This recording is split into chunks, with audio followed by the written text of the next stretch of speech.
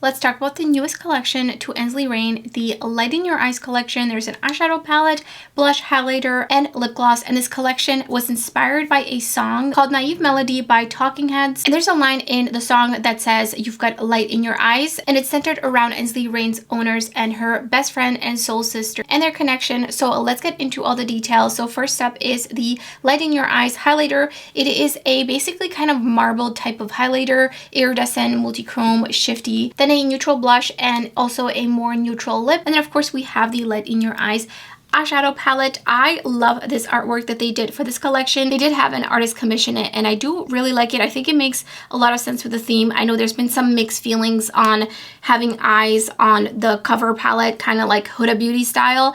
I really like it. I like the illustrative style. It feels a little bit more fairy with some of the bokeh and the lens flare sparkles, so I do like it. I think it's a beautiful illustration. And then the inside color story is so beautiful. We've got some grungy tones, we have depth, we have some mid-tones, we have some lighter tones as well, and then different shimmers, of course, different textures, holochromes, multi-chromes, and just really shiny, sparkly shimmer shadows. And I'm going to be going into detail into all of the shimmer shades, doing detail swatches, swatch comparisons, and then I'll also be showing you 2 looks with the palette. And I was sent the whole collection in PR from Ensley Reign, so thank you so much for sending it over to me. And I do have an affiliate code, which I will put up on the screen in case you're interested. And also, this is going to be launching Friday the 29th at 12 a.m. PST, and the palette will retail for $75. The highlighter is $24 and the blush is $9 and the lip gloss is $14. And if you want the whole collection, it will be $115. And this palette is what I have on my eyes. I use Soul Sisters and Grounded to do my eyeshadow wing, and then I'm just wearing Prismatic Glow pretty much all over the lid. So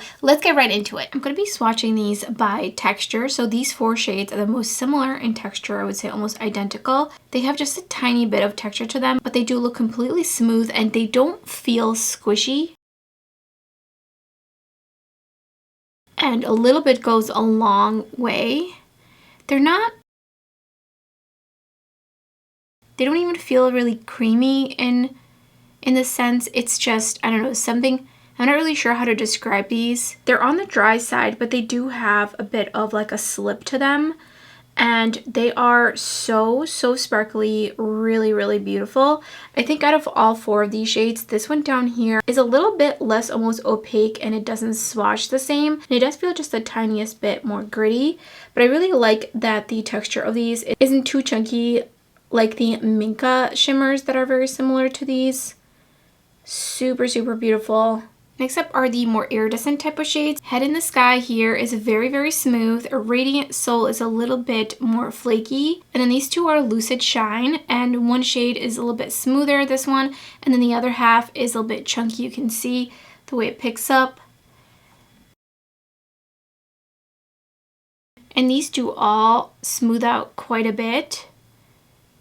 And they do, some of them feel a little bit more emollient than others. I think this shade right here that I'm swatching isn't really that emollient, but this one does feel a little bit more, but it does smooth out compared to how chunky it looked. There's Lucid Shine Mixed, which it's a little bit harder to mix them up because of the textural difference. So, and I'm actually really curious. Okay, I think it's going to depend how much of each shade you pick up is really going to be the most prominent one. Head in the Sky and a Radiant Soul do kind of seem in the pan that they're not quite iridescents because they look like they're darker than an iridescent, especially if you look at it versus the Lucid Shine shades in the pan. So they kind of do have a little bit of a base, especially compared to these other shades. You can see kind of like a grayish teal base here and a super light, almost kind of plum base on these. So they're kind of like an in-between an iridescent and a regular multi-chrome, and super shifty. And then the last 3 shades is Prismatic Glow, which does have Hollow in it,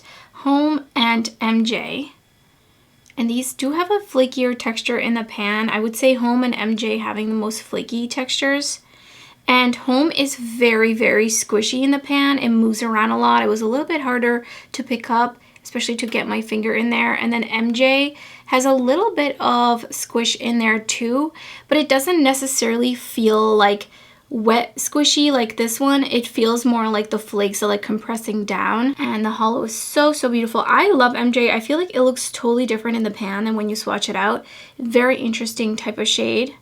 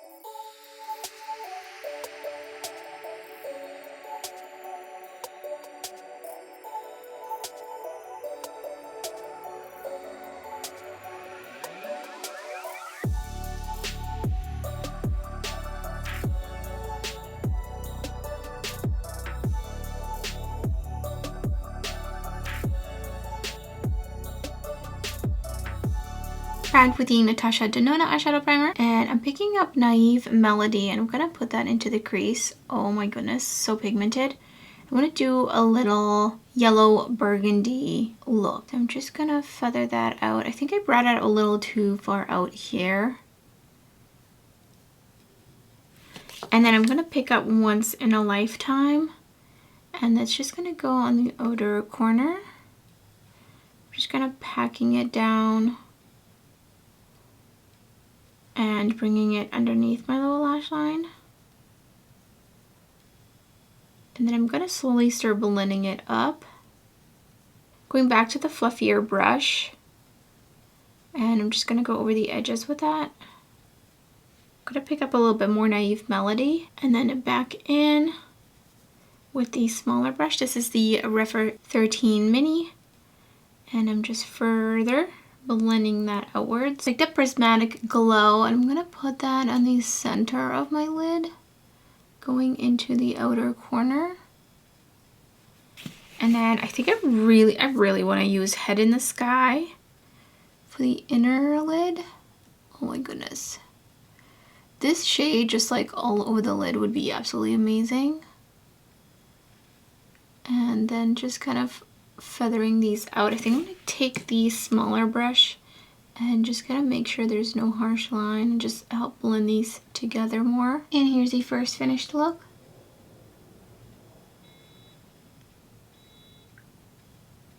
Moving on to the second look, I prime with the Natasha Denona eyeshadow primer again, and I'm going to be popping Sharing Space first into the crease.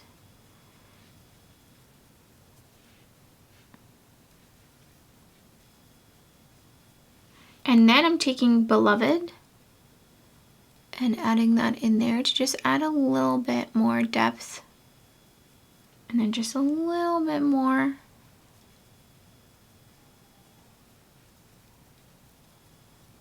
And taking Soul Sisters and putting it on the outer corner.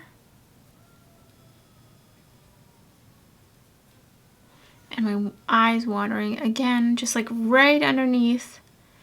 Right there, right in the worst part of my eye. Just packing on a little bit more. And then I'm gonna start to connect it. Please don't keep watering. And I'm just using circular motions to slowly bring it outwards. Going back in with this shade and a little bit of Beloved. Just gonna use that to blend this out. Using it to blend this out and just feather it. Creating a really nice blend. Picked up Radiant Soul. I feel like this might be really interesting to pair. Oh yeah, that's such a cool shade. Oh my goodness, it's gonna look really cool with this look. That was the right decision. Oh, I'm so excited. That looks so cool.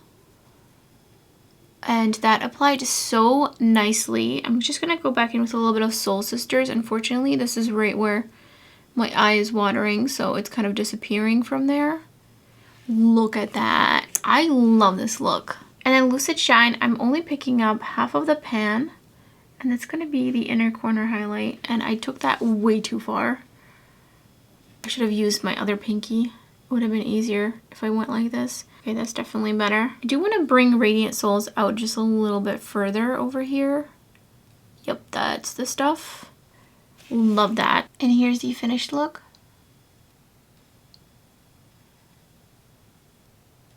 So I didn't swatch the blush and the lip gloss. I have so many lip products. So many lip products. Let me see if you would like to see declutter. So I don't want to open another lip product as much as I really love the shade. And then as for the blush, I do like the color, but I don't really reach for a lot of powder blushes, and I do plan on doing a declutter. So I will be giving away the blush and the lip gloss. As for the highlighter, it's a really beautiful iridescent highlighter. I feel like I probably have something similar to it, and it's also really going to depend on how you pick it up and if you want to try to like pick up different areas of it so you will get predominantly one color. But I think for the most part, you'll probably get get like whatever shade is already most prominent, which in my highlighter, the largest area that is taken up is a pinky orange iridescent. So let's talk about the eyeshadow palette. Definitely the most exciting part of the collection. I love this color story. I just think that there's so many looks that you could create with this palette. You can do a mauve look with Once in a Lifetime and Passing of Time. You can do a green look with these two shades. I love that this is a more cooler tone matte brown, so you can really use this with majority, if not all of the shades in here. Maybe not this one, but this one's already got a lot of depth, so I don't think you really need to use that one with it. The mattes perform beautifully. They layer, they blend together. I really do enjoy the Ensley Reign matte formula. Let's talk about the shimmers next. So there are a couple of squishier kind of shades. There's a couple of fleekier type of shades. Those definitely are best to be applied with a finger. If you have a hooded oily lid such as myself, you will be more likely to experience creasing, especially with the shade Home. It's really the most squishy shade in here, but this one and this one are also a little bit more on the emollient side. I did wear this palette to work the other day, and I used a couple of mattes, and then I used Glimmer in Time. Such a beautiful shimmer shadow. And then before applying that shimmer, I did go in with the Shine On Shimmer Shadow Enhancer, which is in collaboration with me and Clionadh, and I put on just a little bit of this. I tapped it out and I put on the Glimmer in Time shade in the center with a brush, and I had just a little bit of creasing. By the end of the day, I did wear the look for 12 hours, so a little bit of creasing really doesn't bother me after that long, as long as it doesn't crease on me within like 10, 15, 30 minutes, an hour. Usually if it doesn't crease for the first 4 hours, I'm kind of like good to go, and I don't mind tapping it out later in the day as the day goes on. So I was happy about that, but as I mentioned, some of these other shades are a little bit more on the emollient side, so I might have to press a tissue in them to try to get some of the binder out. So definitely keep that in mind. I would love to see more shimmer shadows like some of the other more neutral, non-shifty shades. I really do love just how a little bit goes a long way, and they're just so impactful. Let me know in the comments below if you plan on picking anything up from this collection. And that's everything for this video. If you enjoyed it, don't forget to give it a thumbs up, and thank you so much for watching. I hope to see you next time.